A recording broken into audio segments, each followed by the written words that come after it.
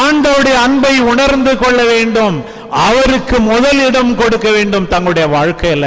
இன்றைக்கு ஒரு நாள் கோயிலுக்கு வருவதால் மட்டுமல்ல, 24 மணி நேரமும், வாரத்தின் 7 நாட்களும், மாதத்தின் 30 நாட்களும், ஆண்டின் 365 நாட்களும், என் வாழ்நாள் முழுவதும் அன்பான நல்ல ஆண்டவருக்கு முதலிடம் கொடுக்க வேண்டும். இன்றைக்கு வாசிக்கப்பட்ட நற்செய்தி பகுதி யோவான் நற்செய்தி 1ஆம் அதிகாரம் 19 முதல் 28 வசனங்கள் முடிய.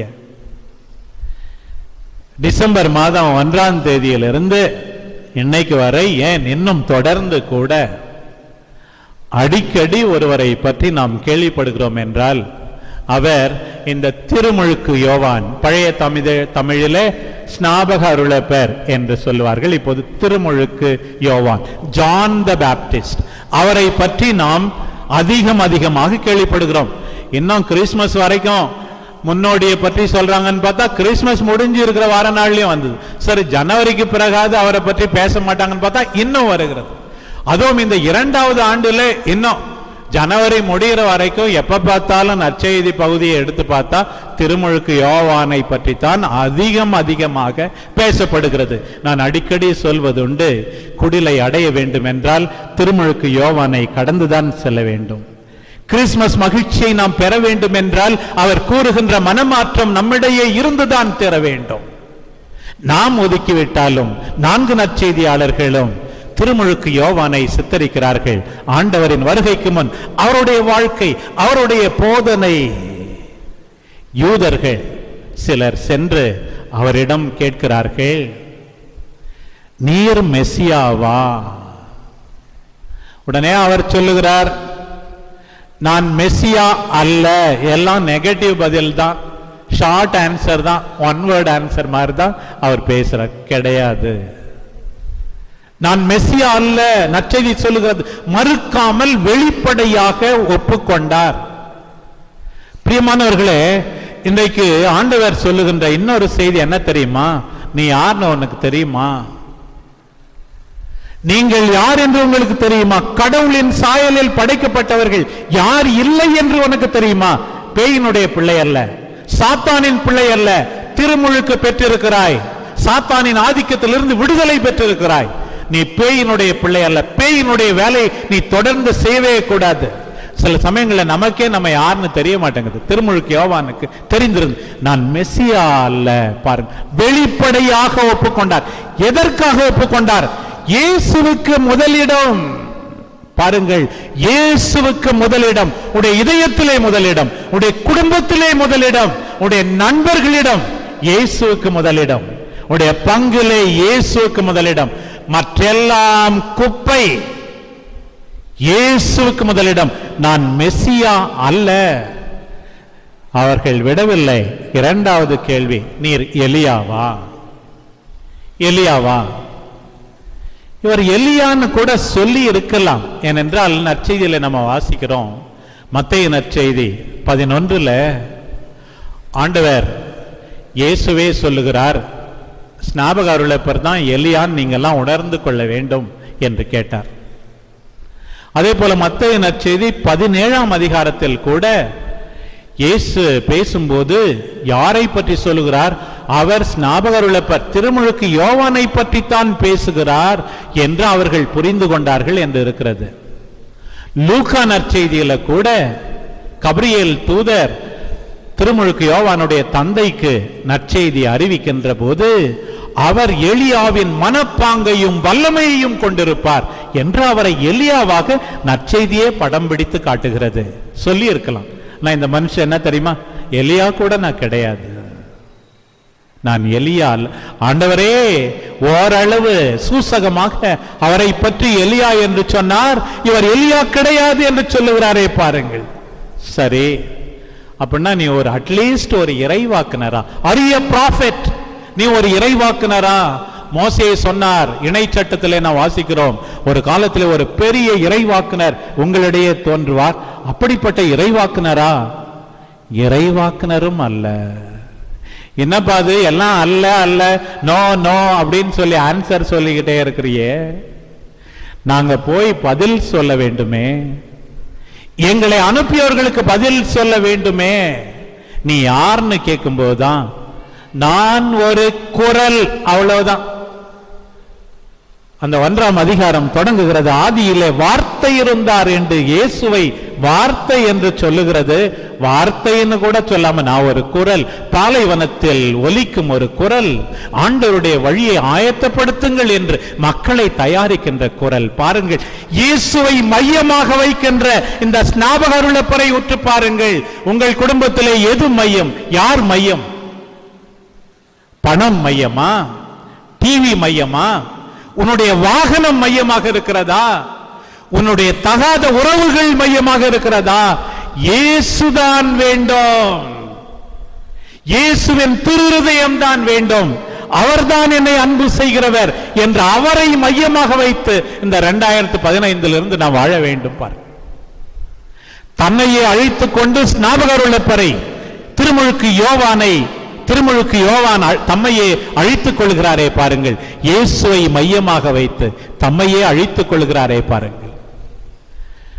எல்லா குடும்பங்களிலும், நிறைய குடும்பங்களில் லாஸ்ட் சப்பர், கடைசி ராவுணவினுடைய படம் முக்கியமாக சாப்பாட்டு அறையில் வைக்கப்பட்டிருப்பதை நாம் பார்த்திருக்கிறோம். ஏறக்குறைய 500 ஆண்டுகளுக்கு முன், 600 ஆண்டுகளுக்கு முன் லியோனார்டோ டாவின்சி அந்த ஓவியத்தை வரைந்தார். அதனுடைய பின்னணி ஒன்று உண்டு. என்னவென்று கேட்டால், அவர் ஒரு பெரிய ஒரு ரூம் அளவுக்கு பெரிய ஒரு சுவரிலே அவர் அந்த அளவுக்கு வரைந்த பிறகு தன்னுடைய நண்பரிடம் அந்த ஓவியத்தை பற்றி கருத்து கேட்டாராம். நீ என்ன சொல்றப்பா, நல்லா இருக்குதா? உண்மையாவே நன்றாக இருந்தது. இந்த கடைசி ராவுணவினுடைய ஓவியம் எப்படி இருக்கிறது என்று கேட்டபோது நன்றாக இருக்கிறது என்று நண்பர் சொல்லிவிட்டு இன்னும் ஒரு கருத்தையும் சொன்னார். ஆனா அங்க அந்த வெள்ளி கோப்பை இருக்குது பத்தியா, இயேசுவுக்கு முன்னாடி, அது ரொம்ப சூப்பரா இருக்கு. வாழ்நாள் எல்லாம் உன்னை வாழ்த்துவார்கள், போற்றுவார்கள்.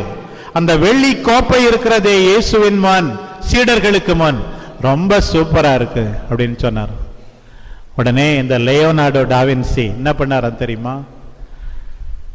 வேகமா போய் கருப்பு மைய எடுத்துட்டு அந்த படத்து மேல அப்படியே ஊத்துனாராம். அந்த ஓவியத்து எல்லாம் பாழா போற மாதிரி ஊத்திட்டாராம். அவருடைய நண்பருக்கு ஒரே ஷாக். என்னடா அது, இத்தனை நாள் செலவழிச்சு இப்படி இந்த ஓவியத்தை வரைந்திருக்கிறார், இதை நாசமாக்கி விட்டாயே என்று கேட்கும்போது, நான் இந்த ஓவியத்தை வரைந்தது எதற்காக தெரியுமா? எல்லாருடைய கருத்தும் கவனமும் ஆண்டவர் இயேசு மீது இருக்க வேண்டும்.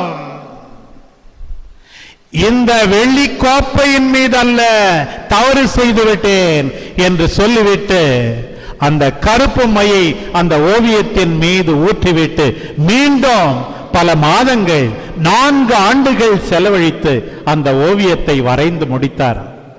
பாருங்கள், இந்த திருமுழுக்கு யோவான் தன் மீதே கருப்பு மையை ஊற்றிக் கொள்ளுகிறார்.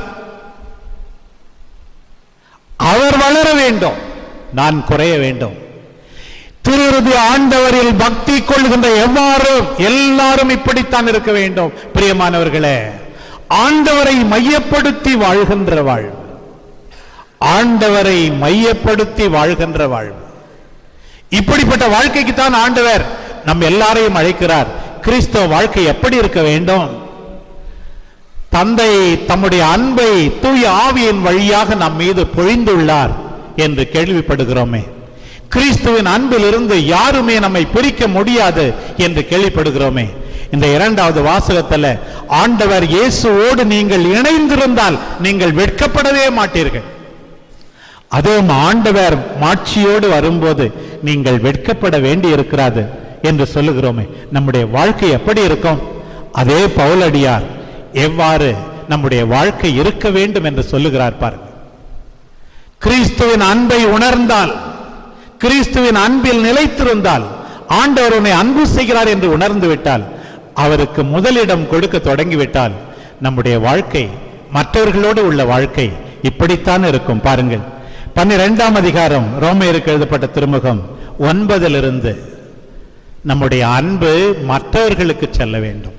ஆண்டவர் என்னை அன்பு செய்கிறார் என்றால் நம்முடைய அன்பு மற்றவர்களுக்கு செல்ல வேண்டும். பாருங்கள், உங்கள் அன்பு கள்ளமற்றதாய் இருப்பதாக. கள்ளமில்லாத அன்பு. பிரியமானவர்களே, இதுதான் என்னுடைய ஆசை, என்னுடைய வாழ்த்து, என்னுடைய விருப்பம்.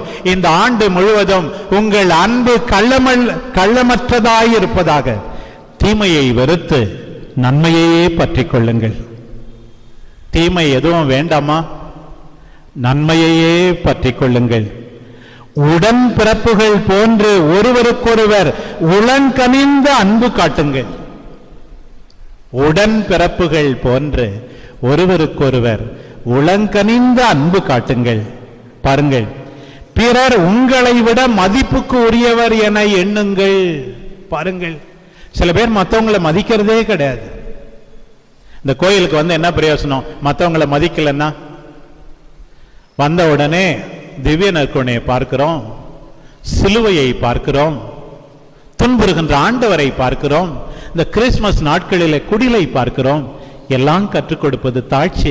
நம்மிடம் இருப்பதெல்லாம் மற்றவர்களிடமிருந்து, கடவுளிடமிருந்து நாம் பெற்றுக்கொண்டது. பெற்றுக்கொள்ளாதது எதுவுமே நம்மிடம் இல்லை. அப்படி இருக்கும்போது மற்றவர்களை மதிக்காமல் வாழலாமா? பாருங்கள், பிறர் உங்களை விட மதிப்புக்குரியவர் என எண்ணுங்கள். ஆர்வமிக்க உள்ளத்தோடு ஆண்டவருக்கு பணிபுரியுங்கள்.